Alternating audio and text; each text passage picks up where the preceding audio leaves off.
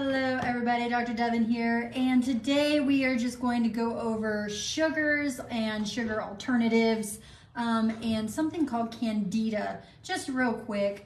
I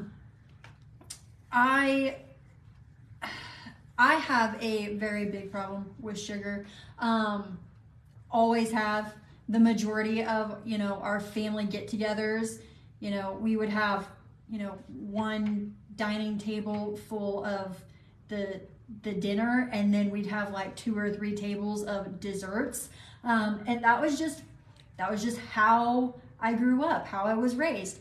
And it wasn't until I got into chiropractic school, and then my dad had his heart attack, that we really started to look into how bad added sugar actually is for you. There's tons of research and tons of studies that have shown that added sugars contribute to diabetes, obesity, cancer. It feeds cancer and other diseases. So, your body creates cancer cells at least 10,000 times a day. At least 10,000 times a day, you have a cell that is turning cancerous, and your body innately knows to fight that cancer cell and to kill it and to turn it off. But then you have, when you override your immune system with toxins, with these added sugars, your body doesn't do as good of a job of fighting those things off, whether it be cancer cells, bacteria, viruses. We've talked in the past that the time between Halloween and Christmas, that's when everybody's getting sick, because that's when everybody is eating the most sugar out of the entire year. And just a little bit of sugar is going to decrease your immune system for 2 hours, I think is what it says.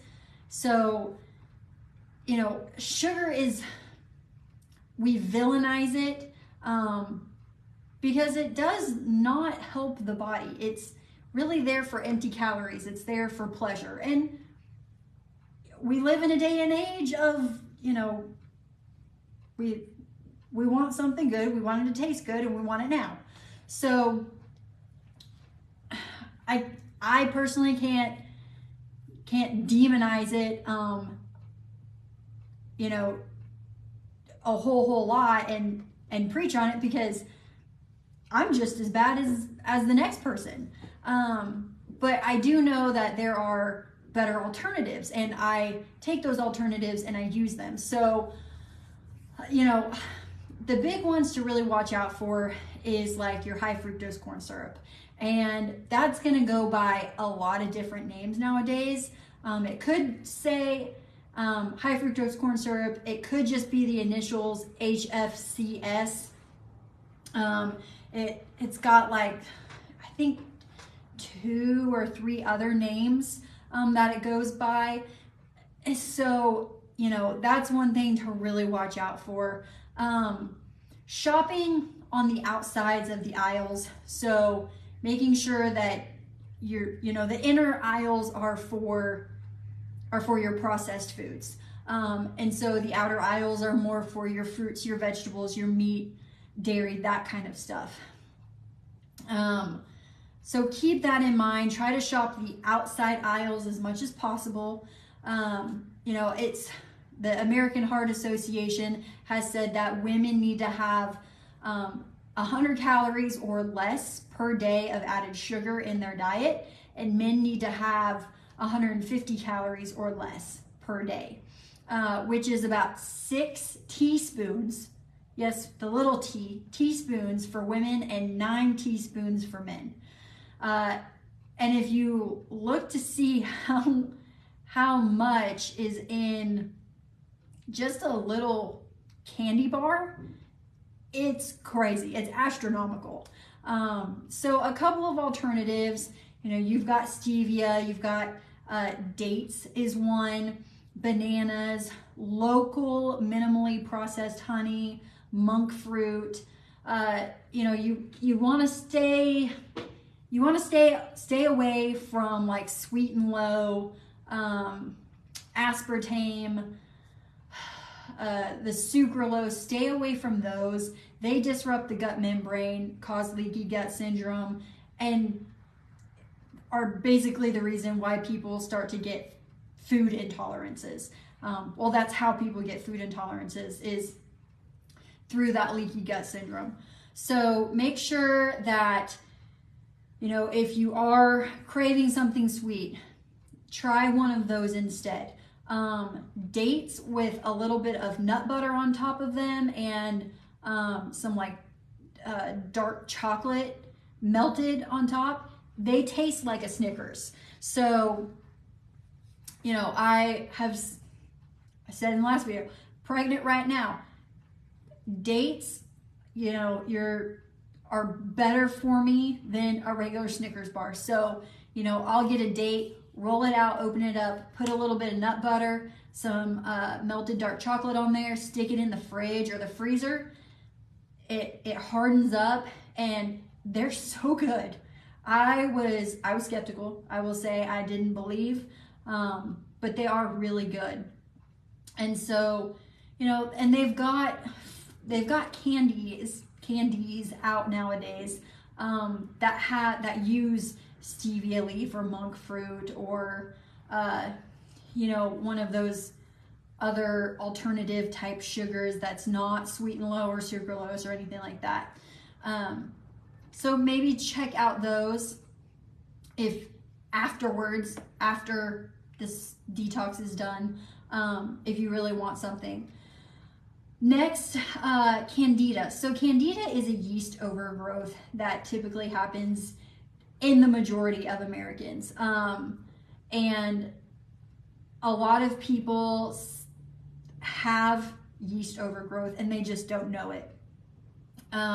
So typically how I was trained and what I learned was, you know, look in their ears. So if you just like touch the inside of your ear, or you use, you're not supposed to, but if you use the Q-tip and you like swivel it around in your ear and you're like, oh, that is one sign of like a yeast overgrowth, because yeast congregates in those nice, moist, warm areas. So your ears, your mouth, females especially, like the vaginal region, underneath the breasts, in the armpits.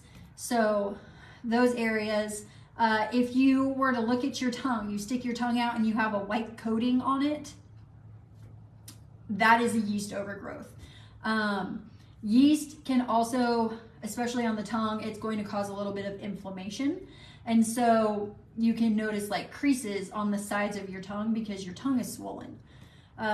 You know, I have a smaller set jaw, and so my tongue naturally does that. But if you can definitely tell the difference between my tongue now that I've done a detox and I don't have like a super bad yeast overgrowth, compared to before I did it. It was night and day. So that's something to keep in mind. Candida really likes to show up like after you take antibiotics, because it kills off, like the antibiotic kills off the good bacteria in your system. So then that yeast is like, it's not being suppressed by anything anymore. It's like, ho ho, we get to run free. So that's another thing. Sugar cravings, like severe hardcore sugar cravings, hardcore carb cravings, could be a sign of a yeast overgrowth as well. Not being able to lose the weight, like if you're doing a detox and like you're not shedding the weight that you really want to be shedding, typically that's an inflammation response, and you can detox from that. So a yeast detox is, especially after you get done with this type of detox, goes a lot easier, because your body is ready for it's able to flush out the yeast better, because there's a a die-off or a kill-off process, and that kill-off process can be kind of gnarly at times, not super comfortable, and you can get gassy, you can get lots of some bloating, diarrhea. Sometimes people have constipation, but it's typically the other, and it smells pretty bad. So that kill-off process is a big one, where people are, that's when they stop the yeast detox, because they're like, oh, something's wrong, but actually something's going good. So, now after you get done with a detox and you're like, I didn't see as many results as I wanted to, maybe a yeast detox is something that you need to try. And there's a bunch of different ways to do a yeast detox. There's super gentle ways, and then there's a more aggressive way. Kind of 3 different tiers is what I would say. When I did mine, I did it in a very gentle way, and the kill-off process was gnarly. Like, it almost took me out. So, now that, and I say that dramatically, I was in school and I was still not eating the greatest. So, if that's something that you're interested in, or you notice after this detox is done, hit one of us up and we can go into it with you and kind of see, what steps need to be made.